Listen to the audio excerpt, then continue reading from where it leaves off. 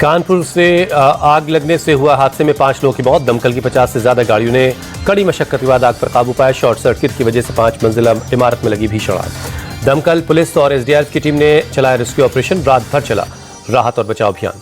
आग लगने के बाद पूरे इलाके में अफरा तफरी, आसमान में उठा धुएं का गुबार।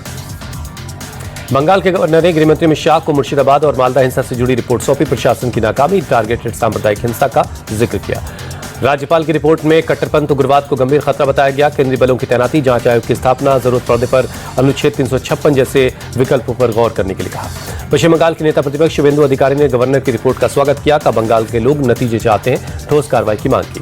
केंद्रीय मंत्री सुकांत मजूमदार ने कहा, पश्चिम बंगाल में संविधान से खिलवाड़ हुआ, इसलिए कोई तोड़ निकालना जरूरी है। बिहार चुनाव के लिए पटना में महागठबंधन की बैठक। तीसरी मीटिंग में चुनावी रणनीतियों पर चर्चा हुई।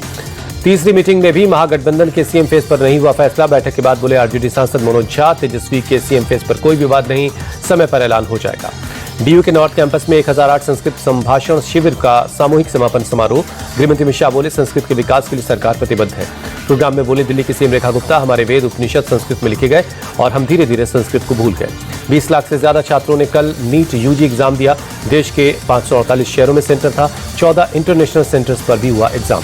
नीट एग्जाम में धांधली करने वालों पर एक्शन। राजस्थान एसओजी ने 3 लोगों को डिटेन किया। एक छात्र को प्रश्न पत्र के बदले 40 लाख रुपए की डिमांड की गई थी। यूपी एसटीएफ को मिली बड़ी सफलता। नीट यूजी एग्जाम में धांधली करने वाले गिरोह का भंडाफोड़, 3 आरोपी गिरफ्तार। नीट यूजी और दूसरी परीक्षा पास करवाने के नाम पर ठगी करते थे आरोपी। पुलिस ने आरोपियों के पास से 6 फोन समेत कई फर्जी दस्तावेज बरामद किए। कर्नाटक के कलबुर्गी में नीट एग्जाम सेंटर के बाहर बीजेपी का प्रोटेस्ट। एक कैंडिडेट का जनेऊ उतरवाकर सेंटर में एंट्री देने का विरोध किया। महाराष्ट्र के रायगढ़ में बस पलटने से कई लोग जख्मी। मौके पर चलाया गया राहत और बचाव का अभियान। घायलों को इलाज के लिए अस्पताल में भर्ती कराया गया। पुलिस मामले की जांच कर रही है। गुजरात के मोरबी में कागज के गोदाम में भीषण आग लग गई। बड़े पैमाने पर नुकसान की आशंका है। देखते ही देखते गोदाम आग की लपटों में घिर गया। हादसे में किसी जनहानि की खबर नहीं है।